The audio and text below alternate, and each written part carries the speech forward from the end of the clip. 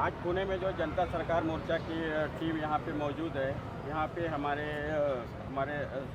जनता सरकार मोर्चा के सभी सदस्य यहाँ पे मौजूद हैं। तो हमारे बीच में संस्थापक अध्यक्ष डॉक्टर देवेंद्र बलारा साहब भी हमारे बीच आए हुए हैं। तो इस सभा को उन्होंने संबोधित किया है। तो डॉक्टर साहब से पूछेंगे, सर जो यहाँ पे जनता काफ़ी प्रताड़ित है बैंक के बारे में, बैंक के फाइनेंस कंपनी के बारे में, तो उनका समस्या किस तरह से हल किया जाए। उनको आवेदन देने के बाद भी काफ़ी प्रताड़ित किया जाता है। देखिए, सबसे पहली बात ये है कि सिर्फ यहाँ पर जनता प्रताड़ित नहीं है, पूरे देश में जनता प्रताड़ित है।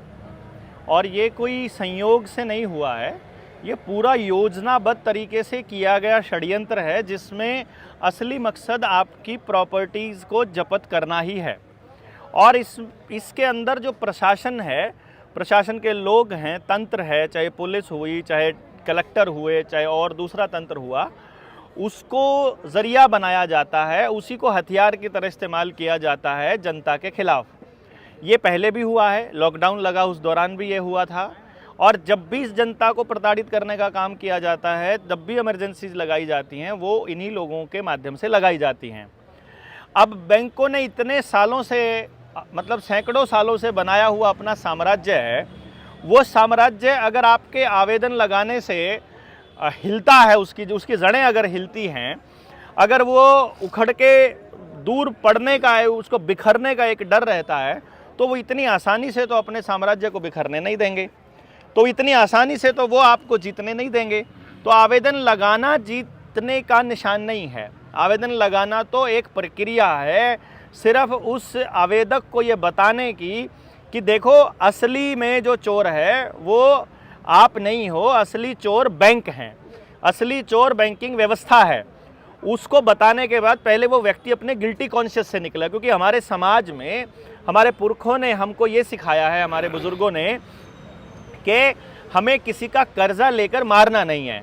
तो जब हम उनको दे नहीं पाते हैं पैसा वापस रिटर्न में, जो कि दे ही नहीं पाएंगे, 34 लाख करोड़ रुपए की करेंसी है, 156 लाख करोड़ से अब 176 लाख करोड़ के करीब पे कर्जा पहुंच चुका है।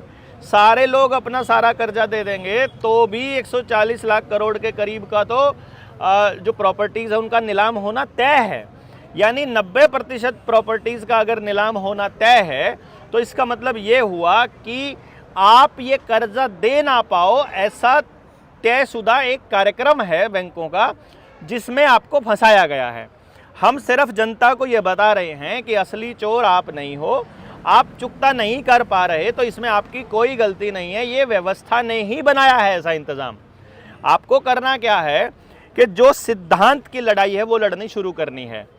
ये सिद्धांत की लड़ाई है। जब आपको पता चलेगा कि असलियत में आप सच की लड़ाई लड़ रहे हो, तो आप बैंक वालों के, प्रशासन के, पुलिस के, कलेक्टर के, तहसीलदार की आंखों में आंख डाल करके ये पूछ पाओगे कि जो बैंकों ने फ्रॉड किया तुमने उस पर क्या किया।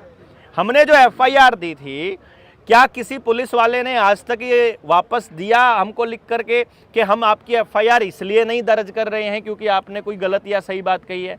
जब आपने आवेदन दिया बैंकों को कि आप हमें बताइए कि जो 29.2 लाख करोड़ रुपए की फेक करेंसी चल रही है, तुमने लोन में हमको वैध रुपया दिया है कि अवैध रुपया दिया है, तो बैंक उसमें यह भी नहीं लिख रहा है कि हमने तुमको वैध रुपया दिया है, और बैंक ये भी नहीं दिख रहा है कि हमने अवैध रुपया दिया है। तो टीम काफ़ी बैंकों में गए, इस मुद्दे पे बात करते हैं, लेकिन बैंक और RBI इस मुद्दे को मानने को तैयार नहीं है। तो उनको किस तरह से इस मुद्दे को समझाया जाए? पहली बात तो, जब वो मानने को तैयार नहीं, मानने को तो तैयार तब होते हैं जब उन लोगों को, उसके दो तरीके होते हैं, अगर उनको नहीं पता तो वो जान लें, और अगर पता है तो वो घाघ हैं, इसका मतलब वो षड्यंत्र के तहत कर रहे हैं। अगर वो उसको सुनना ही नहीं चाहते हैं, यहाँ पर कोर्ट भी यही काम कर रही है, लीगल डॉक्यूमेंट होने के बाद भी वो सुनने को तैयार नहीं है। क्योंकि मैंने बताया ना, ये डिज़ाइन है उनका, ये प्रोपेगेंडा ही है ना कि आपको लूटना है। RBI से प्राप्त किए गए दस्तावेजों ने ही ये साबित किया हुआ है कि उन लोगों ने फ्रॉड किया हुआ है। उन्हीं के दस्तावेज उनको बता रहे हैं, सर्टिफाइड कॉपीज़। और जब उनको बताते हैं तो वो जो RBI का डायरेक्टर से लेकर के निचले से ऊपरले तक कोई भी अधिकारी होगा, वो एक ही बात बोलता है, या यही कलेक्टर बोलेगा, यही पुलिस वाला बोलेगा, हम तो नौकरी करते हैं जी, हमारे हाथ में क्या है, हम तो कुछ नहीं कर सकते जी। आज जो आंदोलन हुआ यहाँ पे, आपकी उसमें प्रमुख अपने क्या डिमांड रखी है डिविजनल कमिश्नर? देखिए, कमिश्नर को हमने सबसे पहले अपनी डिमांड में एक बात रखी है कि जब तक बैंक हमारे आवेदकों के दिए हुए आवेदनों का जवाब ना दे दे, संतोषजनक जवाब ना दे दे, तब तक कोई भी नीलामी की प्रक्रिया को कंटिन्यू ना किया जाए। इस कमिश्नर के अंडर में 4 के करीब डिस्ट्रिक्ट्स आते हैं, तो उन डिस्ट्रिक्ट कलेक्टर्स को ये निर्देश दिया जाए कि जो सरफेसी एक्ट जो कि अनकॉन्स्टिट्यूशनल है, उसके तहत आप लोगों की प्रॉपर्टी को जब्त करने के आदेश तहसीलदार को देते हैं, वो बेहद संगीन है, बहुत गलत है। यदि तहसीलदार इन बातों को नहीं समझेगा, यदि डिप्टी कलेक्टर्स इन बातों को नहीं समझेंगे, तो आने वाले वक्त में जनता सरकार मोर्चा बाई नेम कलेक्टर और तहसीलदार को पार्टी बनाएगा। दूसरा, जो भी सवाल आवेदन में हम लोगों ने पूछे हुए हैं, उन सवालों के संतोषजनक जवाब बैंकों को देने पड़ेंगे। और आने वाले वक्त में यदि जनता को जब हम जानकारी दे रहे हैं तो जनता की आंखें खुल रही हैं, और हो सकता है कि आने वाले वक्त में सारे बैंकों को ताला लग जाए, और ये बात बैंकों को पता है। इसीलिए बैंक जल्दी से जल्दी रुपए का नाम बदलकर ई-रुपया करके सीबीडीसी को पूरी तरह से लागू करना चाह रहे हैं। डिजिटल इंडिया का जो नारा है, जो डिजिटल रूपी का जो नारा है, जो डिजिटल ट्रांजैक्शन में जो अखबारों में छप के ऐड दी जाती है कि भारत पहले नंबर पर डिजिटल ट्रांजैक्शन में है, अरे सारी दुनिया में सबसे ज़्यादा पॉपुलेशन अगर भारत की होगी तो सबसे ज़्यादा यही यूज़ करेगा। ये तो बड़े कॉमन सेंस की बात है, इसमें ज़्यादा चौड़ा होने की ज़रूरत नहीं है। दूसरा, आपने बैंकों में रुपये ख़त्म कर दिया, आपने एटीएम में रुपये ख़त्म कर दिए हैं, तो लोगों के पास मजबूरी में ट्रांजैक्शन करनी पड़ती है अपने मोबाइल से। तो मजबूरी को सुविधा बनाना ये इन्होंने पहले देखा है। जिस टाइम पर आपने देखा है, जब भी ये लोग फंसते हैं तो ये आपदा में अवसर ढूंढते हैं, ये हर मौके पर समाज को बर्बाद करते हैं और फिर उस बर्बादी को सेलिब्रेट करवाते हैं लोगों से। ताली और थाली का एग्जाम्पल आपने देखा ही होगा। लॉकडाउन लगाकर आपको खुद ही बर्बाद किया, और फिर लॉकडाउन की एडवर्टाइजमेंट आई कि लॉकडाउन सफल रहा, और अब पता चल रहा है कि लॉकडाउन तो फ्रॉड था। इसी तरीके से बैंकों के ज़रिए जो ये डिजिटलाइज करने का प्रयास चल रहा है, ये असल में रुपए का नाम ई-रुपया बदलने का है, ताकि उनको स्टैंडर्ड ना देना पड़े, चाहे स्टैंडर्ड पे बात करना पब्लिक बंद कर दे। ना तो इकोनॉमिक्स में सिखाया जाता है, ना ही बैंकों में पढ़ाया जाता है, ना पुलिस वालों को, ना किसी जज को ये सिखाया जाता है कि रुपए का असली मसला क्या है, और रुपए के नाम पर स्टैंडर्ड ख़त्म करके लोगों की मेहनत को ज़ीरो कैसे करवाया जाता है, और महंगाई का जो प्रोपेगेंडा चलाया जाता है बैंकों के द्वारा चलाए गए इस षड्यंत्र के ज़रिए, वो बहुत ख़तरनाक है, जिसमें हर व्यक्ति की मेहनत को खा रहे हैं ये लोग, और ये खाने नहीं देगा जनता सरकार मोर्चा। यही लड़ाई जनता सरकार मोर्चा की पहले दिन से रही है। डॉक्टर साहब, आप जिस तरह से बोल रहे हैं कि बैंकिंग सेक्टर इस तरह से तो बंद हो जाएगा, बैंकिंग सेक्टर ना तो आपने चालू किया है, ना बैंकिंग सेक्टर आपका है। तो लोग बैंकिंग सेक्टर किस तरह से करेंगे? ट्रांजैक्शन के लिए आपको इन बैंकों की ज़रूरत नहीं है, आपके अपने बैंक खड़े किए जा सकते हैं। ट्रांजैक्शंस करने का एक माध्यम है रुपया। रुपया माध्य बना दिया इन लोगों ने, साध्य बना दिया। ये साधन है, ये हमारा यूज़ कर हमारी सहायता के लिए है, ना कि हमारे शोषण के लिए। अभी जो बैंकिंग व्यवस्था है वो आपका केवल शोषण कर रही है।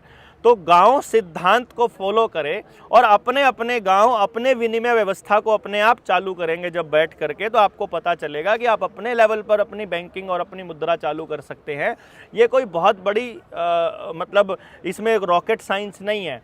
और उससे भी बड़ी बात यह है कि इनके रुपए की हमको ज़रूरत नहीं है, इनकी बैंकिंग की हमको ज़रूरत नहीं है। नेताजी सुभाष चंद्र बोस, जिनकी आज जयंती भी है, उन्होंने इसके ऊपर बहुत पहले काम करके हम लोगों को हमारा असली रुपया, आज़ाद भारत का रुपया, आज़ाद हिंद रुपये के नाम पर हमें दिया हुआ है। आपको केवल उसको लागू करना है और आपको मालूम पड़ेगा कि उस दिन जो आज हमारी हालत है कि $1 में वो कहते हैं 80 रुपया मिलता है, 86 रुपया मिलता है, हमारे $1 में $60 हो जाएगा। हमारा रुपया इतना मजबूत हो जाएगा। दुनिया की सबसे समृद्ध अर्थव्यवस्था ऑलरेडी है।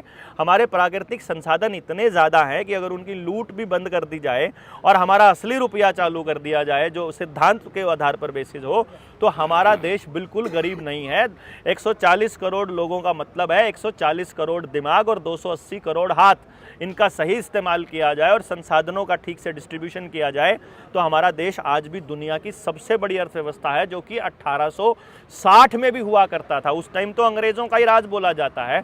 आप IMF के आंकड़े उठा करके देखिए, 1860 में दुनिया की टॉप इकोनॉमीज़ में चाइना और भारत का ही मुकाबला हुआ करता था, और आज हम दुनिया की इकोनॉमी में कहीं भी स्टैंड नहीं करते हैं। कहाँ तो हम एक्सपोर्ट का 48% तक खुद निर्यात किया करते थे पूरी दुनिया का, और कहाँ आज हम निर्यात में 1% से भी कम पर आ गए।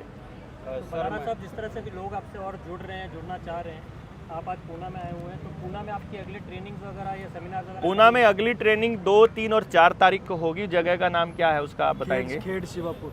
खेड़ शिवापुर। खेड़ शिवापुर में ट्रेनिंग होगी 2, 3 और 4 तारीख को। मुंबई में फरवरी, 2, 3, पनवेल। फरवरी। हाँ, 2, 3, 4 फरवरी, वो तो जो आने वाली 2, 3, 4 है। और उसमें आप ज़्यादा से ज़्यादा संख्या में वहाँ पहुँचिए। देश के अंदर चल रहे दूसरे तमाम जो वर्ल्ड इकोनॉमिक फोरम ने षड्यंत्र चला रखे हैं उस पर भी बातचीत होगी, और सभी लोगों को इस विषय पर पूरी जानकारी दी जाएगी कि आपकी अगली पीढ़ियों को बर्बाद करने का षड्यंत्र किस तरह से अंतर्राष्ट्रीय ताकतें कर रही हैं। और उसमें हमारे जो पॉलिटिकल लोग हैं, जो हमारे ये जो जिनको हम प्रशासन कहते हैं, ये पालतू कुत्तों की तरह बिहेव करता है। सर एक छोटी सी सवाल है, जनता सरकार मोर्चा की मुख्य उद्देश्य क्या है, ये जनता जानना चाहता है। जनता सरकार मोर्चा का मुख्य उद्देश्य है संपूर्ण व्यवस्था परिवर्तन, वैसी व्यवस्था जिसके अंदर कोई किसी का शोषण ना कर पाए, और उसमें भी बड़े अगर मोटे तौर पर 2 लाइनों में बताया जाए तो हम एक ऐसी व्यवस्था चाहते हैं जहां जल, जंगल, जमीन और जानवर का फैसला लेने का अधिकार गांव के लोगों का हो। दूसरे, शिक्षा, स्वास्थ्य, न्याय, राजनीति और खेती में से पूंजीवाद को बाहर किया जाए, और गांव अपने लेवल पर सेल्फ सस्टेन्ड हों, जहां पर हम लोग अपनी व्यवस्था को अपने तरीके से चलाएं। जब 1860 में IPC आया, उससे पहले भी हमारे देश के अंदर व्यवस्था थी जिसमें गलत काम करने वालों को सज़ा दी जाती थी, और पूरे गांव मिलकर के अगली पीढ़ी के लिए व्यवस्थाएं बनाता था, और उस व्यवस्था में क्राइम 0 के बराबर होता था, और हमारे को बहुत ज़्यादा जजों की, पुलिस वालों की ज़रूरत कभी पड़ती नहीं थी। आज से 30 साल पहले तक भी गाँव में पुलिस वालों को एंटर करने से पहले सोचना पड़ता था, गाँव के मुखिया से परमिशन लेकर आना पड़ता था। और अब इन लोगों ने इस तरह का व्यवहार बना दिया, ऐसा माहौल बना दिया कि जितनी पुलिस बड़ी है उतना ही क्राइम बड़ा है। जिस गांव में पुलिस चौकी लग गई, समझो उस गांव के अंदर नशे की तस्करी चालू हो जाएगी। जहां पर जितने ज़्यादा डॉक्टर्स आए हैं उतनी बीमारियां आई हैं। पहले डॉक्टर आए और फिर बीमारियां आई, ये हालत इन्होंने कर दी। तो स्वस्थ समाज हो, स्वस्थ हमारी अगली पीढ़ी हो, और हम लोग अपनी व्यवस्था को अपने ज़रूरत के हिसाब से तय करें, ना कि कोई वर्ल्ड इकोनॉमिक फोरम या फॉर्च्यून 500 या कोई यूनाइटेड नेशंस उसके ऊपर, WHO हमारे ऊपर थोपे कि हमें कब लॉकडाउन लगाना है, कब कौन सी दवाई लेनी है, कब कौन सा इलाज करवाना है। इनके हिसाब से चलना नहीं है। हम संपूर्ण आज़ादी की बात करते हैं, यही जनता सरकार मोर्चा के उद्देश्य है।